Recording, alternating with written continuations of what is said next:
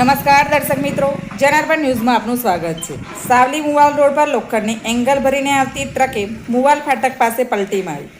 કાલોલથી લોખંડની ભારે એંગલો ભરીને મહીસાગર જિલ્લાના કપડવંજ ખાતે ખાલી કરવા જતી GJ01 DY 9481 નંબરની ટ્રકે મારી પલટી। ઓવરલોડિંગના કારણે મુવાલ ફાટક પાસે વળાંકમાં ટ્રક ચાલકે સ્ટેરિંગ પરથી કાબુ ગુમાવતા ટ્રક ઝાડ સાથે અથડાઈને પલટી મારી। ડ્રાઈવર રાજવીરસિંહને માથાના ભાગે નજીવી ઈજાઓ થઈ છે। મુવાલ ફાટક પાસે રહેનાર વિસ્તાર પાસે જ ટ્રક પલટી મારી ઝાડના લીધે ટ્રક વીજ પોલ સાથે અથડાતા બચી ગઈ। મોટી જાનહાનિ ટળી। ડ્રાઈવર રાજવીરસિંહ કૂદી જતા આબાદ બચાવ। Bureau report, જનાર્પણ news. આવા જ નવા સમાચાર જોવા માટે જોડાઈને રહો જનાર્પણ ન્યૂઝ સાથે।